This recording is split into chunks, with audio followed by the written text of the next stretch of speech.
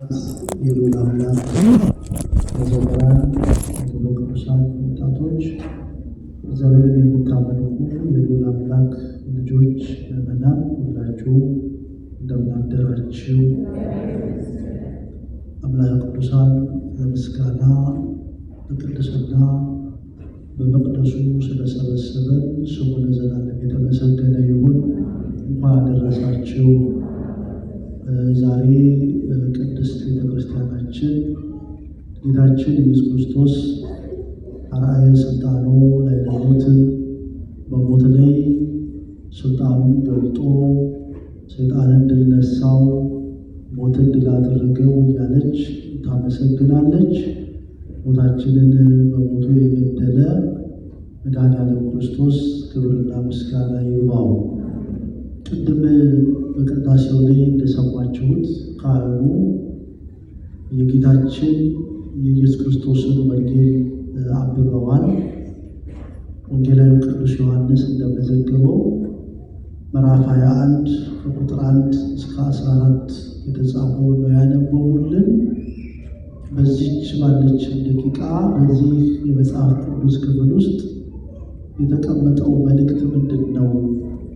ለእኛ መንፈሳዊ ሕይወት፣ ለእኛ ማህበራዊ ሕይወት፣ ለእኛ ቤተሰባዊ ሕይወት፣ ለእኛ የስራ ሕይወት፣ ለእኛ ሀገራዊ ሕይወት በስደት ለምንኖርም በሀገር ውስጥ ለምንኖርም ምንድን ነው የሚለውን እናያለን።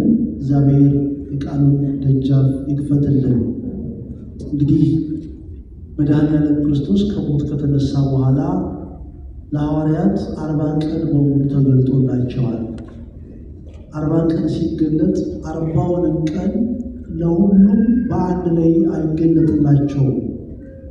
በተለይ በዛሬው የወንጌል አመዘጋገብ መሰረት ኢየሱስ ክርስቶስ ለሐዋርያት ለሶስተኛ ጊዜ ተገለጠላቸው ይላል ወንጌላዩ።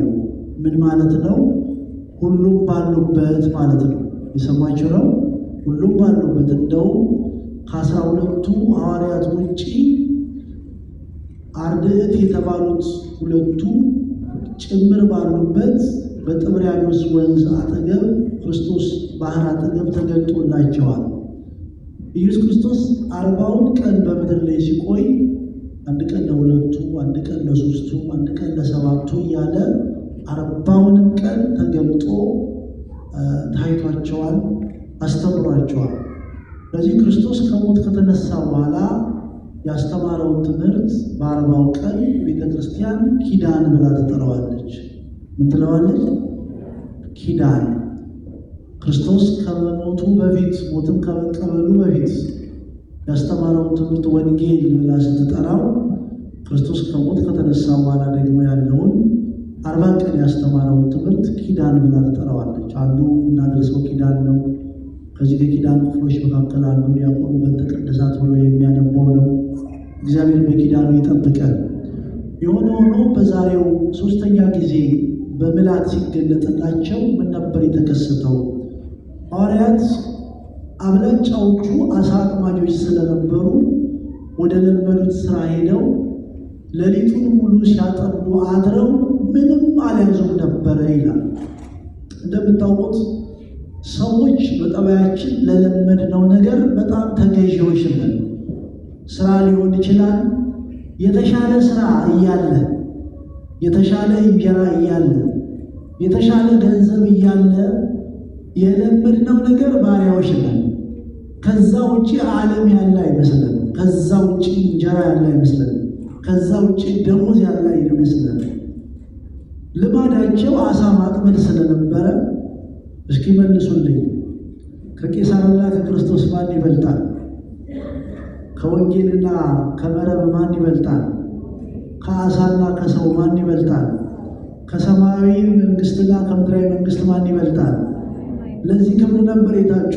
ግን የለመዱት እነሱ ከአሳ ጋር፣ ከባህር ጋር፣ ከመረብ ጋር ስለሆነ ሌሊቱ ሙሉ ሲደክሙ አድረው የታጩለትን እግዚአብሔር ያከበራቸውን ጸጋ ትተው ሲቸገሩ አድረዋል። የእኛም ሕይወት እንደዚህ እንደሚገጥመው መርሳት የለብንም። እግዚአብሔር በውስጣችን ያስቀመጠልን ጥሪ አለ፣ ጸጋ አለ። ከጸጋችን ውጪ እድሜያችንን እንጨርሳለን እንጂ የኑሮ ገፈት እንገፋለን እንጂ ደስታ አይኖረውም። መንከራተት ነው። መጽሐፉም ይላል ሌሊቱን ሙሉ ምንም አላጠመዱም። እግዚአብሔር ያንጋለን። ሌሊቱን ሙሉ ልብ ሌሊቱን ሙሉ። ስለዚህ ክርስቶስ ለእኛ ሊነግረን የፈለገው ትምህርት አለ።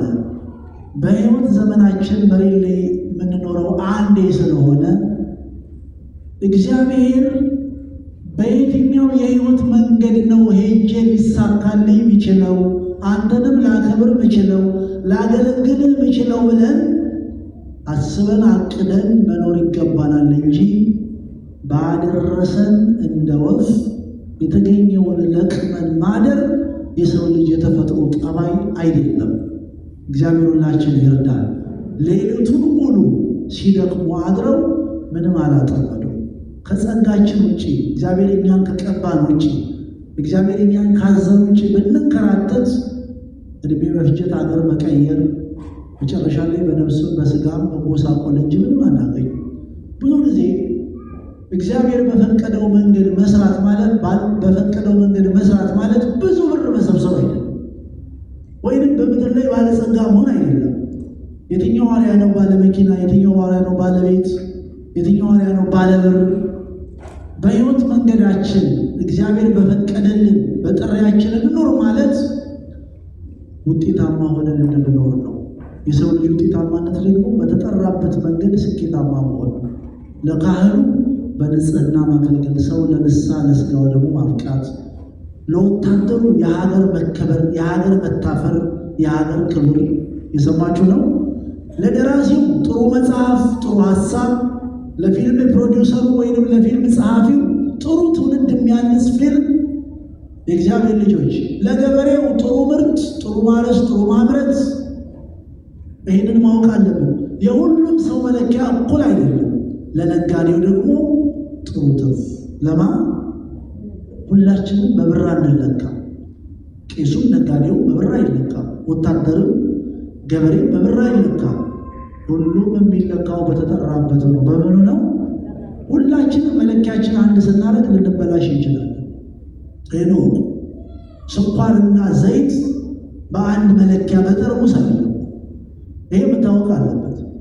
ሁሉም ሰው ብሔራዊ ሌባ ከሆነ፣ ሀገራዊ ሌባ ከሆነ፣ ትውልዳዊ አጭበርባሪ ከሆነ መለኪያዎቻችን አንድ እየሆኑ መጥተዋል ማለት ነው።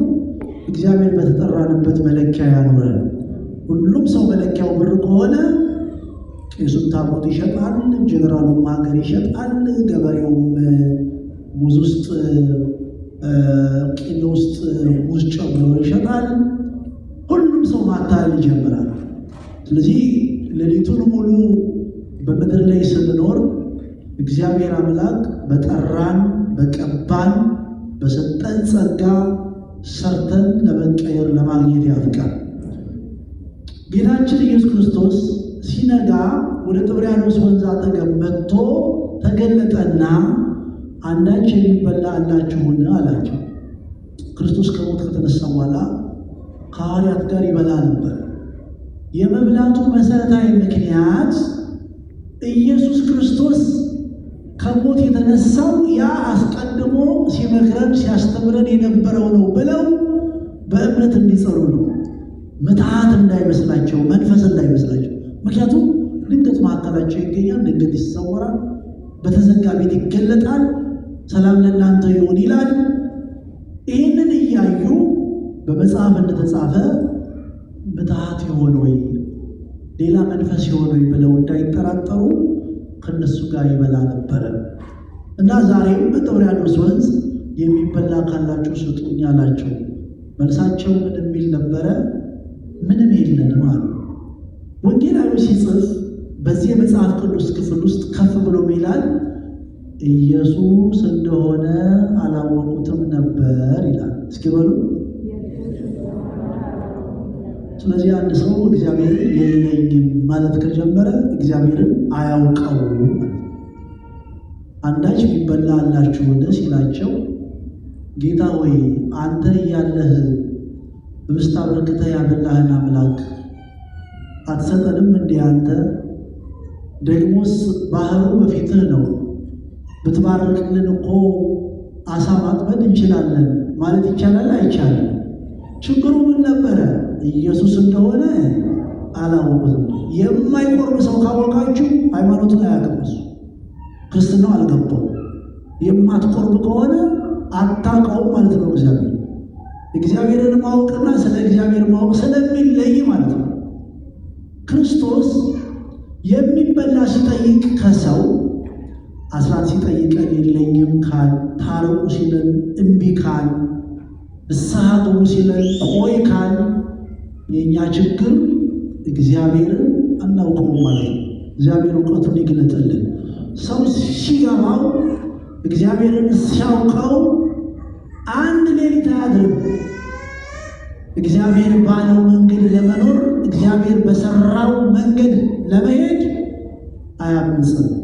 የብዙዎቻችን ችግር የእግዚአብሔር ልጆች የእውነት የእግዚአብሔር እውቀት ችግር ነው። እውቀትን በልቦናችን ያብራል። የመዳን እውቀት፣ የእውነት እውቀት፣ የእግዚአብሔር እውቀት ሰምተነው ምንሄድ ሳይሆን ምንተገብረው ምንሰራው ነውና የለንም ማለት እግዚአብሔር የለኝም አይባልም። እግዚአብሔር ለሁላችንም ጸጋ የሰጠ አምላክ ነው። እግዚአብሔር ጊዜ የለኝም ለአንተ ለመዘመር፣ ለማገልገል፣ ለማስቀደስ አይባልም። እግዚአብሔር አሳት የለኝም አይባልም። እግዚአብሔር ለአንተ ንስሐ ሊገባ የሚችል ዕድሜና ጊዜ የለኝም አይባልም። ሁሉ የማን ነው? ሁሉ የማን ነው? እግዚአብሔር ነው። እናምናለን። ስላመን መስሎኝ ክርስቲያን ነው፣ ስላመን መስሎኝ የምናስቀድሰው ሁሉ የእግዚአብሔር ነው። የእግዚአብሔር ከሆነ እግዚአብሔር ሲጠይቅ አንዳች ቢበላ አላችሁ ወደ ሲባል ጌታ ሆይ አንተ የሕይወት ቃል የሕይወት እንጀራ አለ ብለን ለመለስ ያብቃል። ስለዚህ አያቸው ሌሊቱን ሙሉ ታውቃላችሁ፣ ሌሊት ላይ ባህር ምን ያህል እንደሚቀዘቅዝ ያው ምንም ሳያጠምዱ ማደር። እስኪ መረባችሁን በታንኳው በስተቀኝ ጣሉ አላቸው። አሁንም አላወቁትም። ጌታ ሆይ ሌሊቱን ሙሉ ስንደክም ያደርነው ግን ምንም አላጠመርንም፣ ግን ባልከው መሰረት እስኪ እናደርግ ብለው መረባቸውን በታንኳው በስተቀኝ ቢጥሉ 153 ታላላቅ ዓሣዎች ወደ መረቡ ገባ ይላል። እግዚአብሔር መረባችን ይምላልን። ምንድን ነው ልዩነቱ? መረቡ አልተቀየረ፣ መርከቡ አልተቀየረ፣ የጥብርያዶስ ወንዝ አልተቀየረ። ሐዋርያት የተለወጠ ማንነት የላቸው፣ ራሳቸው እነሱ ናቸው። የተቀየረው ምንድን ነው? እንደ እግዚአብሔር ቃል መጣላቸው። እንደማን ቃል? እንደ ቃልህ። ልብ በሉ። ለካ ሕይወት ሰላም የሆነው ሕይወት ደስታ የሆነው ትዳር የሚባረከው ወጣትነት የሚባረከው በመሬት ላይ ደስ ብሎ የምንኖረው ጭንቀት የሚርቀው በረከት ማጣት ተነቅሮ የሚወድቀው ሱሰኝነት ተሰብሮ የሚጠፋው መወላወል ዳተኝነት የሚደርቀው ለካ እንደ እግዚአብሔር መኖር ሲጀመር ነው። እግዚአብሔር ይርዳል። እንደ ቃልህ እስኪ በሉ እንደ ቃልህ። መቼም መጽሐፍ ቅዱስ እጃችን ላይ ያለ ዛሬ ጥሩ ነው ዘመኑ፣ መዝሙሩ ስብከቱ አለ። መስማት ማዳመጥ ችግር የለብንም። እኛም ሰባኪዎቹ የመስበክ ችግር የለብንም። እናንተም የመስማት ችግር የለባችሁም። የሁላችንም የጋራ ችግር ግን እንደ ቃሉ መኖር ነው። የእግዚአብሔር ልጆች እስቲ እግዚአብሔር እንደ ቃሉ ያኖረን። እንደ ቃሉ እግዚአብሔር ትዳር ከሆነ እንደ ቃሉ ትዳራችን፣ አገልግሎት ከሆነ እንደ ቃሉ። እስቲ እንደ ቃልህ እኖራለሁ ብሎ እንደ ቃልህ እሰራለሁ፣ እንደ ቃልህ እገባለሁ፣ እንደ ቃልህ እደሰታለሁ፣ እንደ ቃልህ እሄዳለሁ። ሕይወት በዚህ መልኩ ስትሆን መሬት ላይ ሕይወት እንዴት እንደሚጣፍጥ እያንዳንዱ ቀን እንዴት ትርጉም እንደሚኖረው የእግዚአብሔርን ቃል ትተን ግን ሐዋርያት አሳ አጥማጆች ስለሆኑ መረብ ስላላቸው ጀልባ ስላላቸው የጥብርያዶስን ወንዝ ስለሚያውቁ ምንም ያጠመዱት ነገር የለም። ወጣት መሆናችን እንባረካለን ማለት አይደለም። እንዲሁ ማርጀት እኮ ይመጣል፣ እንዲሁ መጥፎለት እኮ ይመጣል፣ እንዲሁ መድረክ እኮ ይመጣል። ትዳር ስላለን እንረካለን ማለት እኮ አይደለም። ጭቅጭቁ ንዝንዙ እኮ ጭራሽ ትዳር ውስጥ ሊበዛ ይችላል። ስራ ስላለን ገቢ ስላለን ምድራዊ መሻታችን ይሟላል ማለት እኮ አይደለም። ሁሉን የሚሞላ ማን ነው? እግዚአብሔር ነው። ክርስቲያን የሆነው ወደዚህ ህይወት ነው፣ ወደዚህ ህይወት ነው የመጣነው። ክርስቲያን መሆን ማለት እንደ እግዚአብሔር ቃል መኖር ማለት ነው። አንድ አጭር ጥያቄ ጠይቃችሁ እናንተ መልሱ። ወታደሮች የሚገዙት በማን ህግ ነው? ቶሎ ቶሎ መልሱ። በውትድርና ህግ። ሐኪሞች የሚተዳደሩት በምን ህግ ነው? በሕክምና ህግ። ስፖርተኞች በስፖርቱ ዓለም በምንድን ነው የሚመሩት? በስፖርቱ መመሪያ። የበራ ሰዎች የሚመሩት በምን መመሪያ ነው? በበረራው አይደል እንዴ? ዓለም የራሷን ዲስፕሊን አላት። እግዚአብሔር ጋር ከመጣን በኋላ በማን መመራት አለብን? በእግዚአብሔር። ክርስቲያን ከሆን በኋላ በማን መተዳደር አለብን? በክርስቶስ ነው። እንደሱ ነው። እንደዛ ነው የምንኖረው። እግዚአብሔር እንደዚህ ያኖረን። ካልሆነ መጀመሪያ ያስፈልጋል። ቅዳሴ የሚባለው ያ ነው። ሰዓታት የሚባለው ያ ነው። ኪዳን የሚባለው ያ ነው። ጸሎት የሚባለው ያ ነው። ጽዋ የሚባለው ያ ነው። ወደ እግዚአብሔር ቃል፣ ወደ እግዚአብሔር ትምህርት፣ ወደ እግዚአብሔር ሕይወት መምጣት ነውና እንደ ቃሉ እግዚአብሔር መረባችን ይሙላ። ብዙ ባዶ የሆኑ መረቦች ተምሮ ባዶ የትምህርት ማስረጃ ተሰዶ የስደት ዓመት ብዛት ተክሎ ፍሬ የሌለው አገልግሎት ተሰብስቦ ለውጥ የሌለው ጉባኤ ከመሆን መድኃኔዓለም ክርስቶስ እንደ ቃሉ መረባችን ይሙላለን። 153 ታላላቅ ዓሣዎች